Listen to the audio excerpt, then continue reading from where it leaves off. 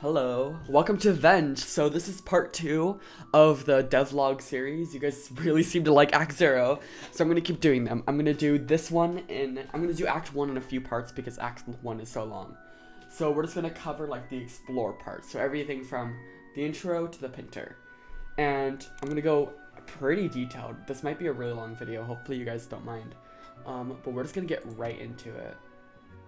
So using the loading screen here, which is... I'm really proud of the loading screen in Venge. I feel like it's super cool.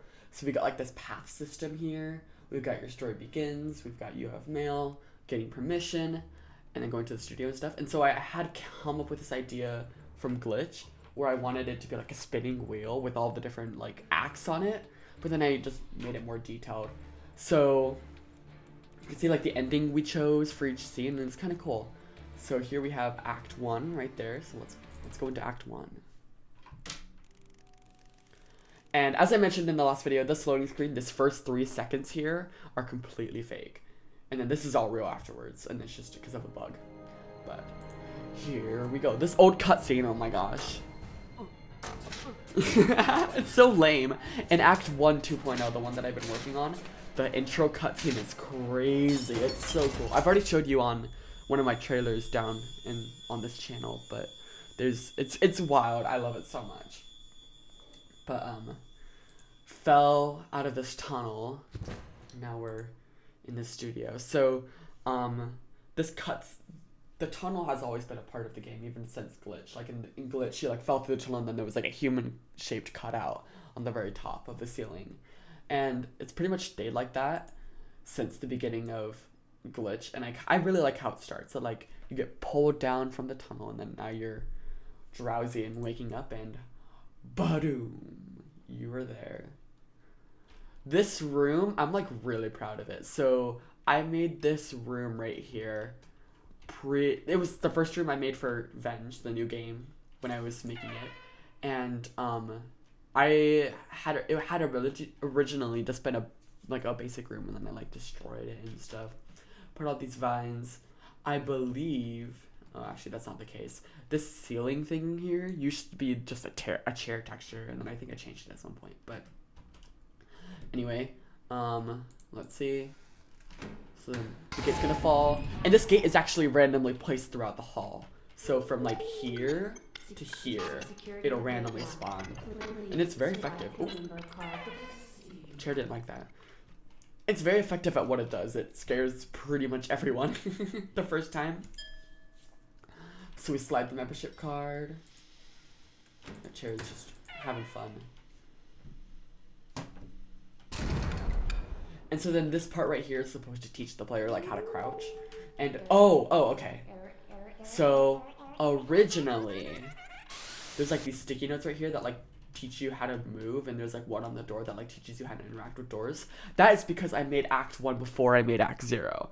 And so originally, when you started the game, you'd spawn here, you know, and then they'd be like, oh, like this is the introduction to the game. But then I made Act 0, and then all of these sticky notes became pretty much irrelevant. So then there was one on the door that was like, oh, click the door to interact with it. And then there was one like WASD to move. And then this one is still here, which is the zooming one. And about the sticky notes are very interesting. I made them because I needed to like guide the player without directly telling the player. And so then I kind of just wrote the character around that. We got this cute little room out here with the candle that doesn't really do much. Okay, so my philosophy with Act 1 is I wanted to make it so nothing was out of bounds. So you could go anywhere. And that's pretty much true for the majority of the studio. You can do whatever you want. So, yeah, so here's the bathroom and the main... This is the Headspace. So this room is called the Headspace. We got the broken fan. This is from Glitch. This is how old this asset is. We've got the sign that teaches you how to use the voltage pump. And then there's the big room out there.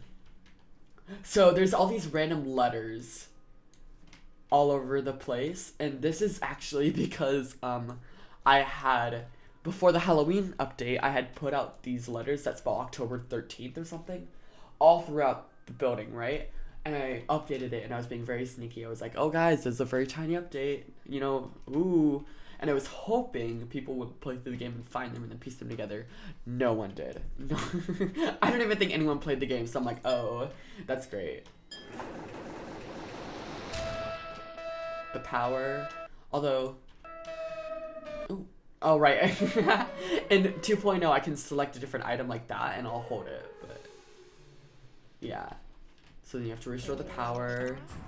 This is from Glitch 2. There was a game between Glitch and Venge called Glitch 2.0, and it was never released. It never finished, but that's where the voltage pump and a lot of these assets came from.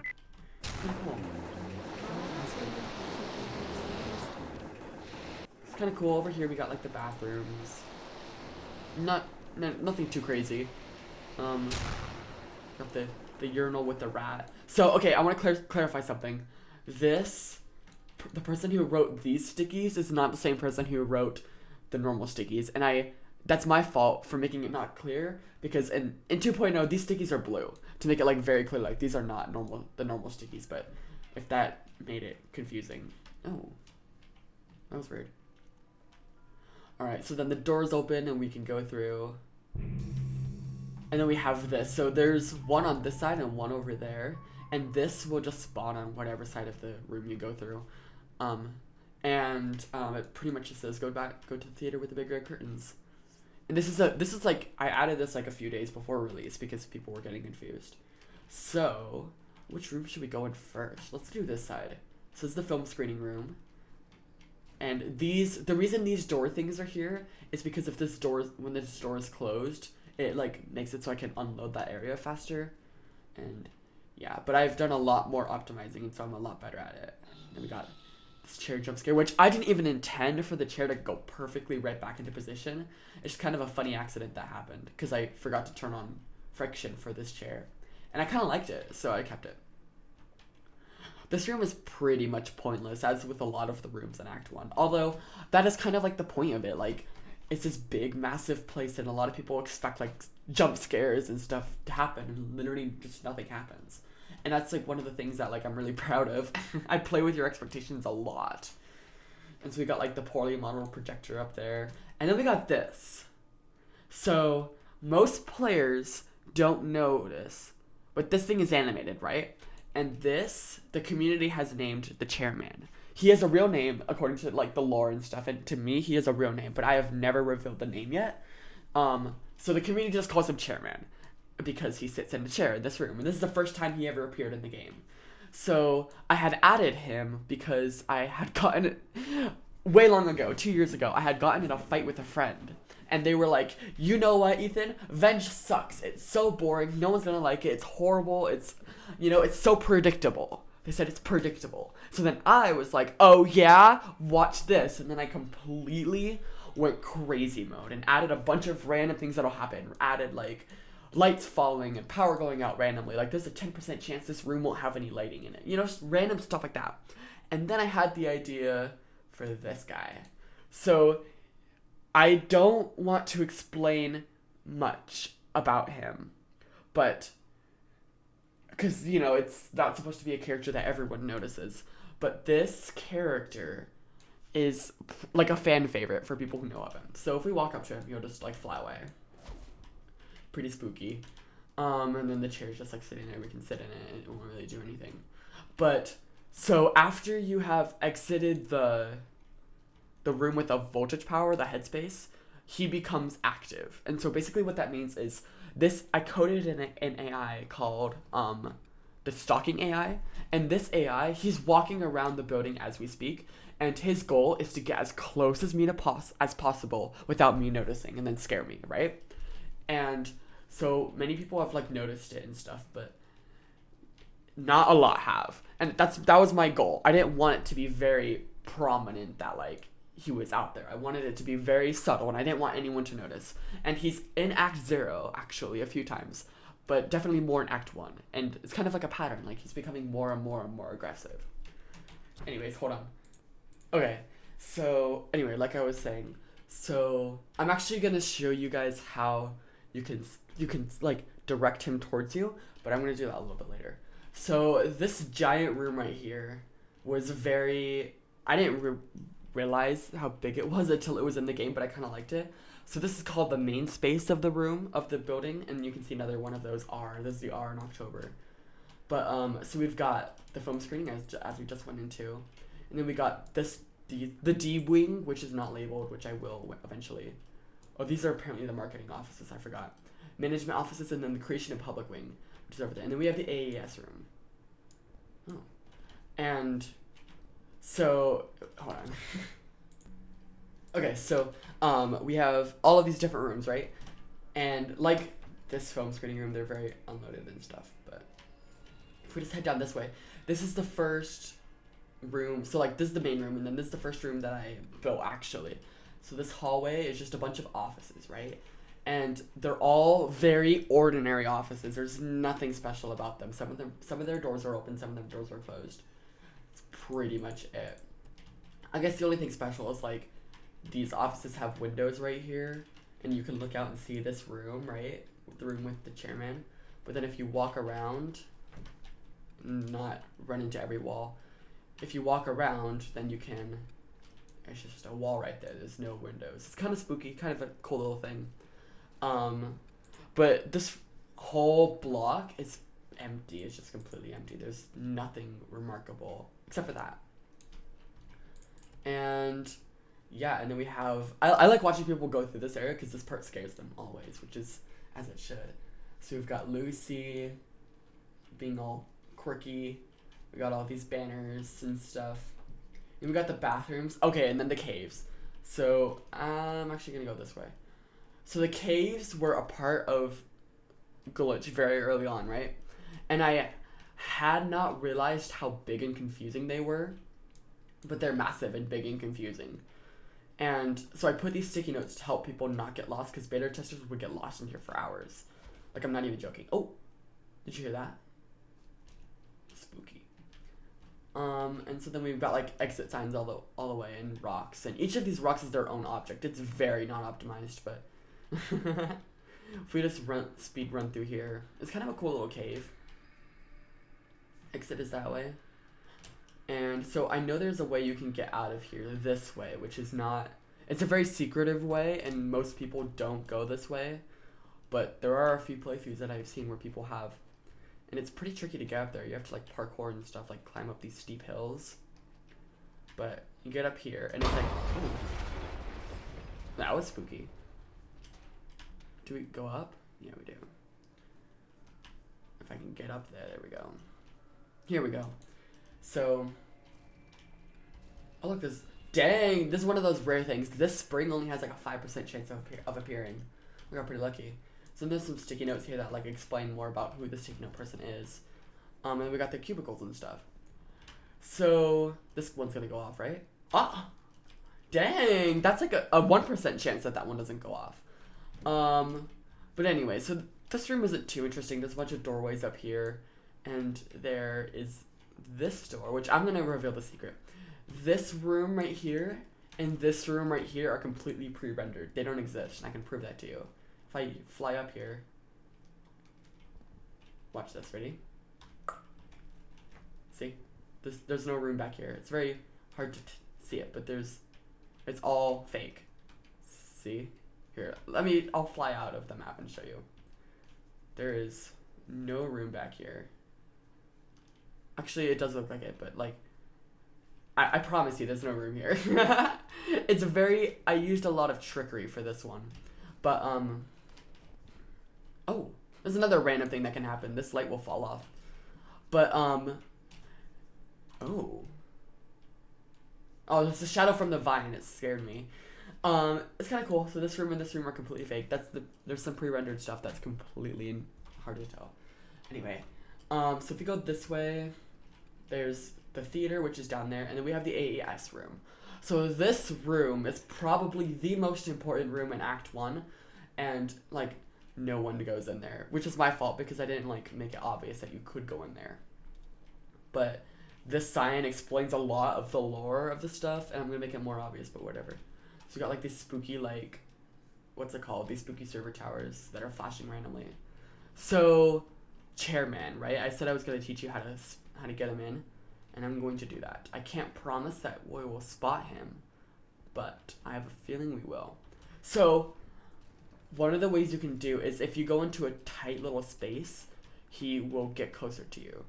So if I just hide under this table here and close the door for some time and just listen, if you start to hear like footsteps or like whispers and stuff, then he's getting near. And let's see. We won't wait here for too long.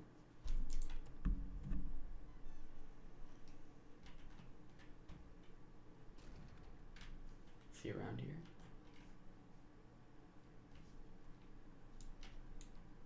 It's like really spooky, to be honest. And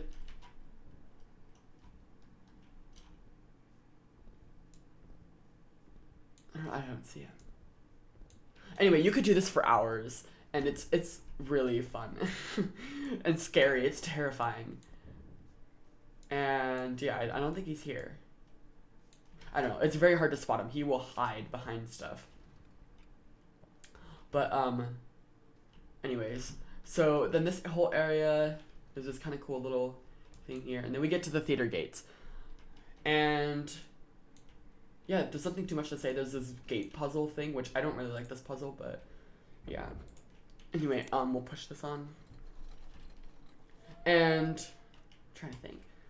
This whole area was much bigger than I expected it to be. I didn't expect these hallways to be so massive. And they're so empty too. I do need to fix all of that stuff. We've got like more letters and stuff. So then we have the pool area. So okay. So this pool area is the character design wing. This wing is for people who design characters, like the one you see above, and they design these characters and stuff, and then that's, you know, because there's a lot of characters around. Like, I only show 3 in game, but there's probably a good 50 that, like, you know, it's like what's it called? Like, there's like a cast of characters, right? There's a lot. There's like a lot of characters. Lucy, the only reason Lucy is the most popular one and the icon of the studio is simply because the movie that they made that blew up was Lucy's movie. And so everyone was each of the departments, because this company was crazy rich, each of the departments was allotted like $5 million to like do whatever they wanted with the money that they had, right? Like, the CEO was like, do whatever you can to like be more happy and work better. And so people like got better computers, etc., etc. This character design wing decided to install a pool, like a full-on pool. And it's like, ooh, what in the world? Okay, go off, I guess. That's not normal. So we got these empty offices and stuff, and then this one, 666, is probably one of my favorite little scares in the game. So it's this endless hallway, and then when you walk down it teleports you right back, and then when you open it, it's just a normal office. I love this scare so much. It's so effective. Like, makes you feel like you're going crazy. So then the ball is in this next one. Right here. Oh, did you hear that? That was him. He's like in the room with us. He can't go on the second floor, but he can certainly go on the bottom. And I think inside the pool too. And then there's this crazy room, which pretty much has nothing, and then there's these walls over here. And if you're wondering what's on the other side, these are all non-interactables. There's no room. There's no rooms on these side. And so let's just walk this way. Around here. Turn off the lights because we don't want to waste power. And one thing that I'm really proud of the game, this game is dead quiet. There's no music going on. It's just quiet. Like, listen. Like, if you don't believe me, I got like my volume up on normal levels. There's no noise. And that's really effective. It's very effective. And I'm really proud of how I did that. Because it works really well. You don't expect like a horror game to be like that. It's just like, there's like nothing going on, which actually works really well for it. So, okay, this is the render wing. And, oops, these sticky notes say here that all of these offices are empty, and that is true, but that's not because of lore reasons. It's literally just because, like, I couldn't fill up all these offices. There'd be no way I could do it in time. So you got this massive tree cover for some reason.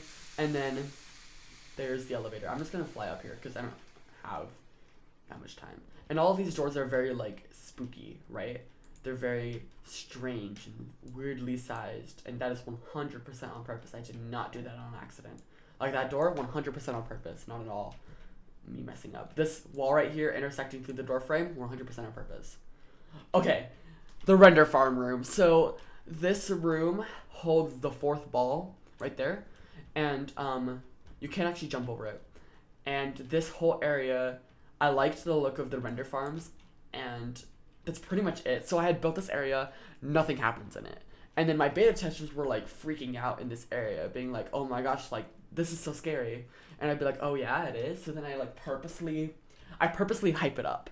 And like, I'm like, oh, something's gonna happen, and it gets foggy here. And then music plays for the first time right here. So it's like, ooh. And then the power will randomly go out sometimes. And it's like, ooh. It's spooky. Notice no music plays. That's also random. And it's just, I'm just messing with, I'm just trolling the player at this point because nothing happens. Like, this room is completely empty. There's no monsters in this room.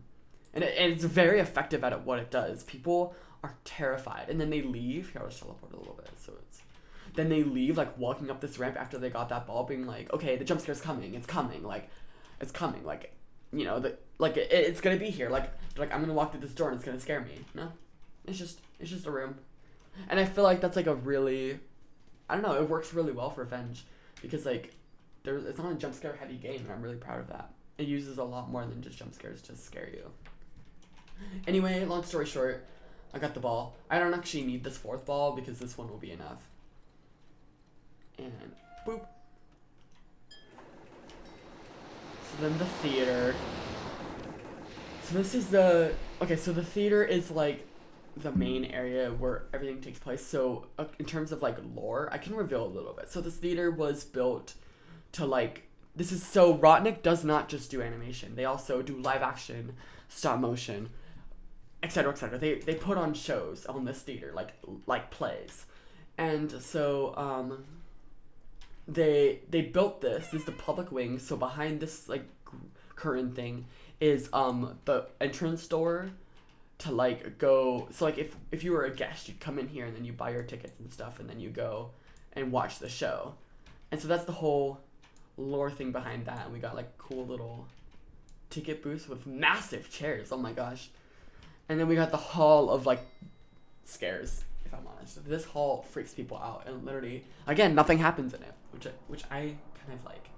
It's got like another one. This one says T.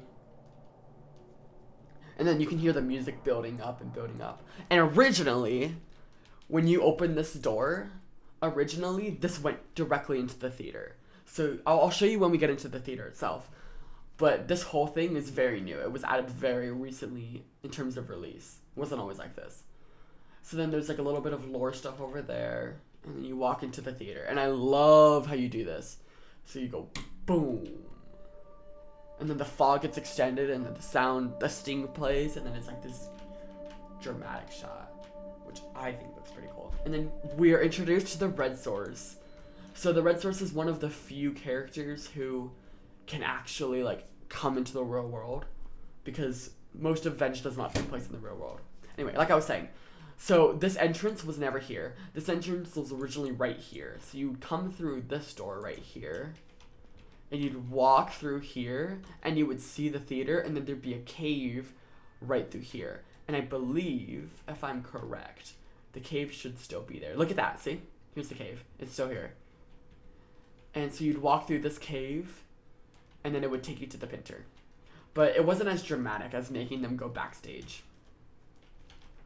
So anyway, Red Source, right? We are introduced to the Red Source, and the Red Source is one of the few characters that can go into the real world. Most characters cannot. There's a very few. I think there's 4 in total. So we go up the stairs, and it's like, ooh, spooky. I think you can get an achievement by doing this. Kind of cool.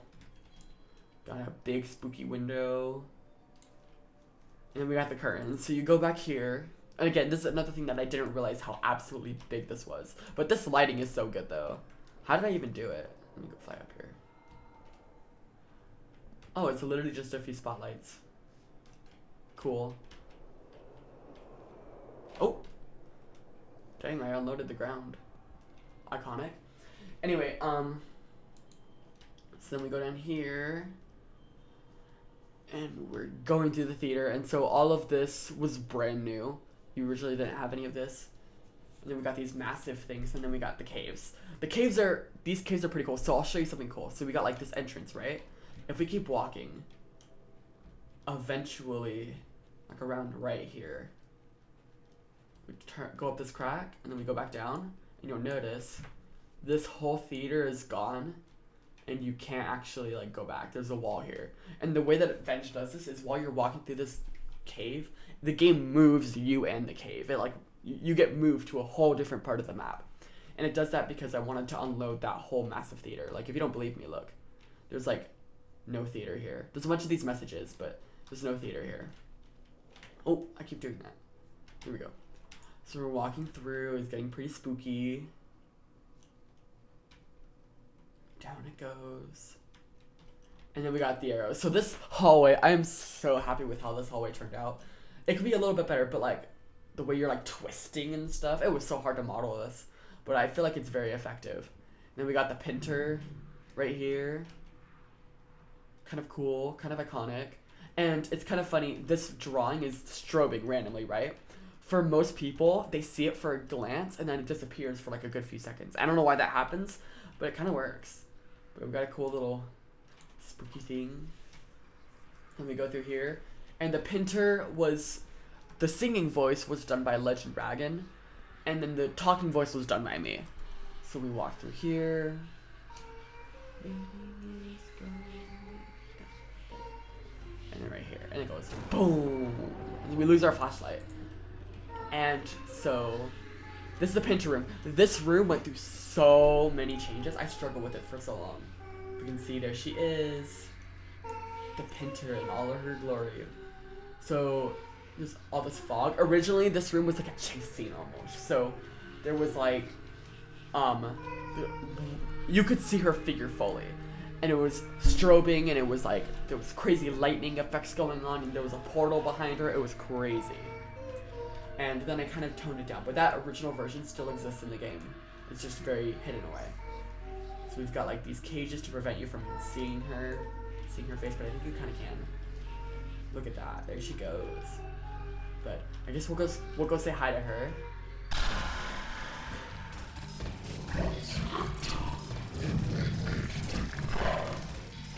So this whole cutscene right here is pre-rendered. Originally it was not, but I couldn't do like these effects. You can see like on her body and her eyes and stuff. I couldn't do them in Unity. Another thing, what was I gonna say? So originally this jump scare was like 30 seconds long. It was like, once you enter, you need me to take you back. Stuck in this world, all who enter. And it like went on, you know, and explained like what the Pinter's role in the game was, right? And I cut that down for obvious reasons because it got boring. And now we have entered the new dimension. So this is the new dimension. It's pretty cool, and it isn't very obvious. Most people don't realize that they've entered a new dimension, but it is. It'll be more obvious in the future. And then we wake up on the ceiling, and I'm gonna end it off right here. And then we're gonna cover this and maybe the cartoonist boss fight in the next video. So hopefully you'll stick around for that time. Subscribe if you want to be notified when you see it. It's pretty cool. There's a lot of cool stuff in this room. There's a lot of history to this place.